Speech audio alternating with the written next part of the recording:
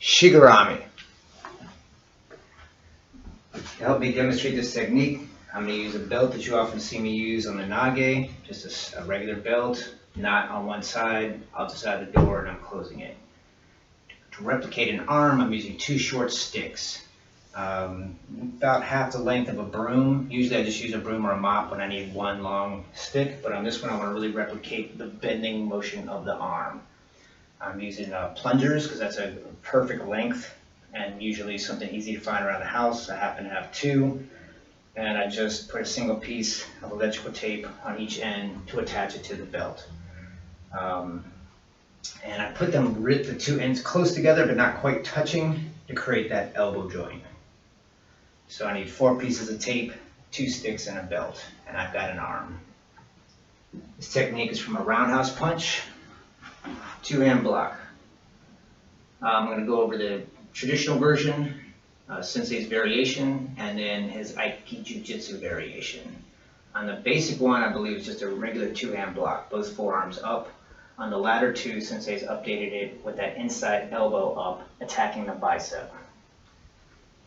Roundhouse punch comes around, 2-hand block. You can see I'm kind of holding the stick up. I wouldn't ordinarily necessarily be holding that arm, but if I don't hold it, it's going to drop on me because it's not a real arm.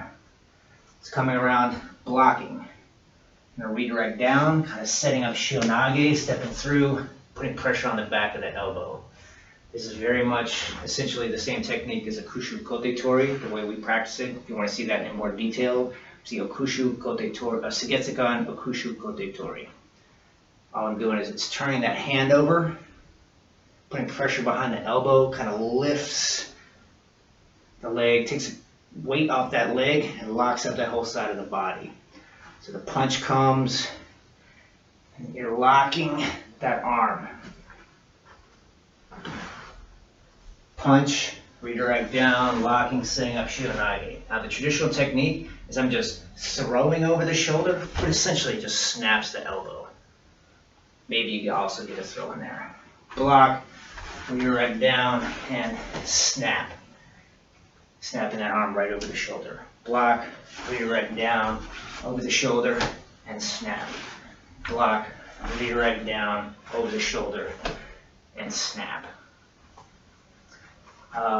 Sensei's variation of this goes all the way across to the opposite shoulder, just like Akushu Kote Tori, bringing it all the way across the shoulder line. Make sure to keep that head down. And I'm also going to use that inside elbow up. Instead of using both my forearms, that inside elbow, I'm using my elbow and I'm actually attacking the bicep. So that punch comes, I block. It also helps me set up that redirect down motion. Setting up shio-nage, drop my head. Instead of throwing over this shoulder, I'm going to drop my head, slide all the way over to the other shoulder, and throw. Block, redirect down, slide across the shoulder, and throw. Block, redirect down, across the shoulder line, and throw. Block, redirect down, setting up shio-nage, across my shoulder line, and throw. The difference on the arm, on the first technique where I just go in and bring it across my close side shoulder, you basically got that elbow across the shoulder and you're just snapping the elbow. Maybe you get a throw in there, but all that body weight, the elbow is the fulcrum. It's just snapping as you pull down. The other version, it goes up across the shoulder line and you're getting thrown like this, which could also tear out the shoulder. But as an uke, it's a little easier to kind of hold on and take that fall. So it's an easier fall when you're doing this over and over with your partner. And it allows you to actually throw with full force without tearing out that elbow. Now the Aiki Jiu-Jitsu version, again, same setup. Using that inside elbow to hit the bicep, redirect down, setting up shio-nage here.